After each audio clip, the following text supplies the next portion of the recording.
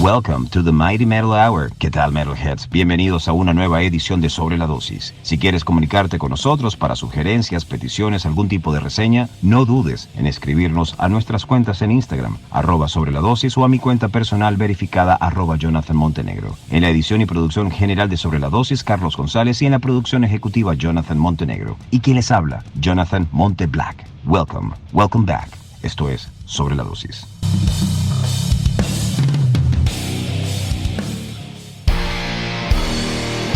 Si prefieres escucharnos en su versión musicalizada, encuéntranos en Apple Podcast o iVoox. Ahora sí, comencemos. Metalheads, bienvenidos a la segunda temporada de entrevistas o interview de Sobre la Dosis. En esta ocasión lo hacemos con un gran amigo de la casa, Jim Louvau, fotógrafo, director y músico. En esta ocasión, o en esta oportunidad, vamos a enfocarnos un poco más en su experiencia como fotógrafo y con grandes estrellas de la música, del rock y del metal, con quien ha trabajado hasta la fecha. Podemos hablar de Alice Cooper, entre otros. Una lista bastante larga y de grandes celebridades. Esta es una primera parte, porque en la segunda conocerán un poco más de este gran músico, fotógrafo y director llamado Jim Louvau. This is Jim Louvau, and you're listening to Sobre La Dosis with my friend Jonathan Montenegro. Okay, Jim. First question. What motivated you to take a camera and say, I want to dedicate myself to this and I want to live from this? When I was a kid, the very first thing that I really gravitated to was music. It was all I really cared about. And for me, something as simple as going to the grocery store with your parents or your grandparents became a thing. And the only way that I would agree to go grocery shopping with them is if I could go to the magazine section, where I would see Hit Parader and Metal Edge and all of these really cool magazines with these photos in them. And that was sort of my first introduction into music photography. And I basically started collecting these magazines as a kid. And then when I got to high school, I had to pick an elective my senior year, and there had been a bunch of them that I'd already tried.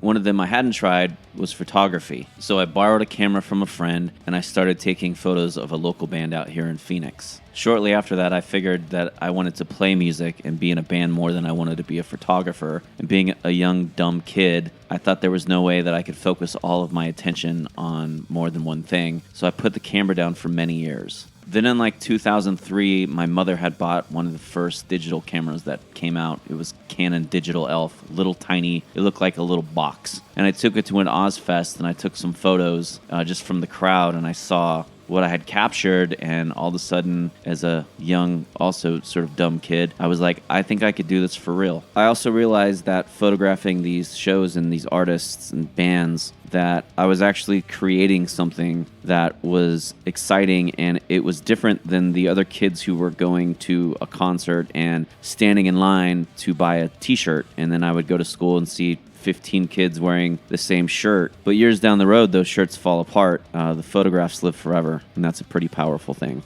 Do you remember the first great musician you took photos of and what the experience was like? The first time the local newspaper out here in Phoenix actually sent me on a photo assignment to cover a concert, it happened to be Motley Crue and Aerosmith. There was something pretty cool about standing in front of Joe Perry and Steven Tyler, watching them do their thing on stage and actually being able to capture those moments. Capturing those bands in like an arena setting was really cool, especially since I had gone to so many shows as a kid, and now I was finally standing in front of the stage and, you know, sort of achieving some goals. I always loved the concert stuff. It was my first passion for photography.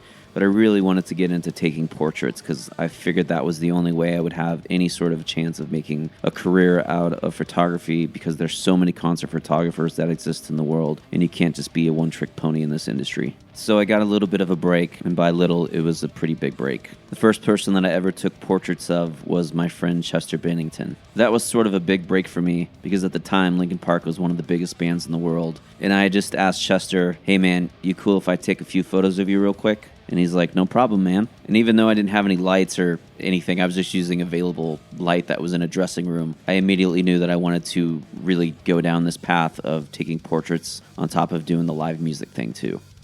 Okay, Jim, how was it meeting the great Chester Bennington from Linkin Park? So Chester and I met in 2000.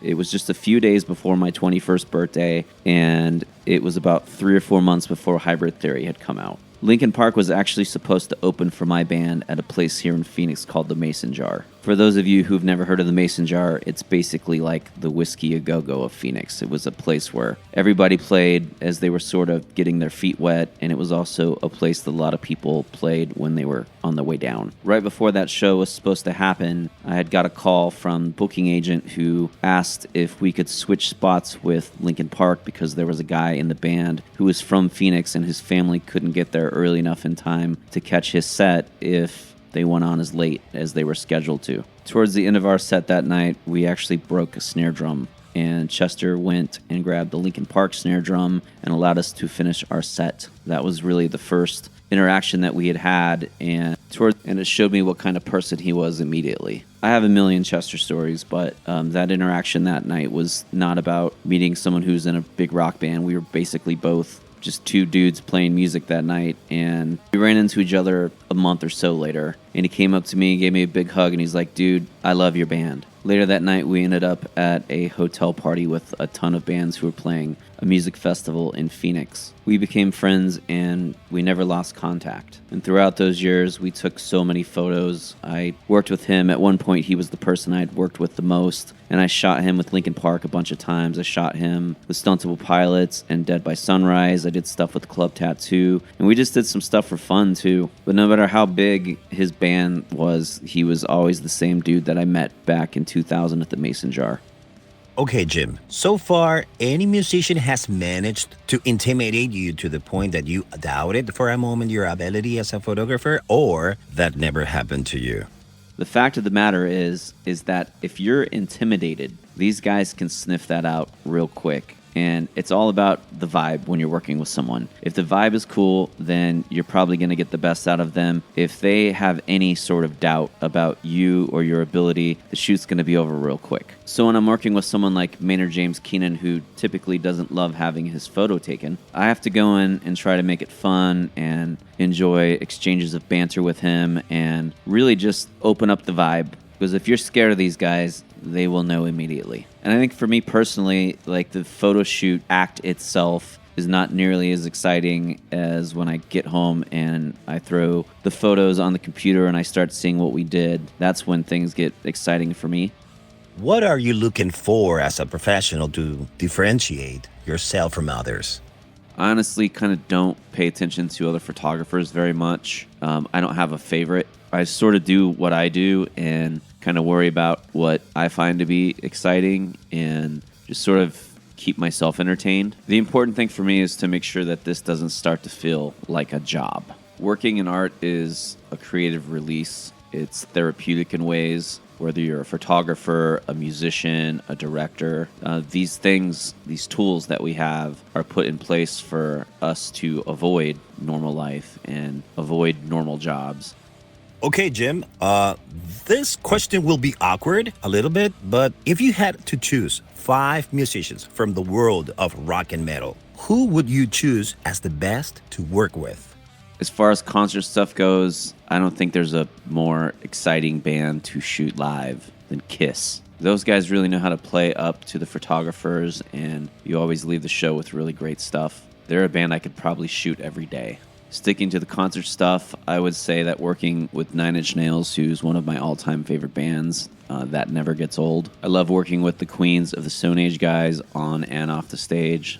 They're such a powerful band live, and they're really great dudes to be around. And of course, I enjoy working with Maynard, whether it's Tool, Pussifer, or Perfect Circle. It's always a challenge, and it's always an exciting result. And lastly, I'm going to kind of group these two together just because I've done a lot of work with both of them. Jerry Cantrell and Greg Pachado are both people I work with on a pretty regular basis, and we've done some really great work together, and we have we're very in tune artistically. And the last question, your favorite band of all time? My favorite band of all time is Radiohead, and right next to Radiohead, not very far behind, is Pink Floyd and Nine Inch Nails. Hey, Jonathan, thank you so much for having me, and thanks for listening. I'm going to come back on the podcast and talk about my brand new project with Richard Patrick from Filter called A Place to Kill, and talk about my other band, There Is No Us, here in the coming months. Thanks again for having me. We'll do it again. Take care. My pleasure, Jim. You are always welcome. And yes, you will be back very soon. Si quieres comunicarte con nosotros para sugerencias, peticiones, algún tipo de reseña, no dudes en escribirnos a nuestras cuentas en Instagram, @Sobre La Dosis, o a mi cuenta personal verificada, @Jonathan Montenegro. En la edición y producción general de Sobre La Dosis, Carlos González, y en la producción ejecutiva, Jonathan Montenegro. Y quien les habló, Jonathan Monteblack. Sobre La Dosis, más dosis de música extrema para tus oídos.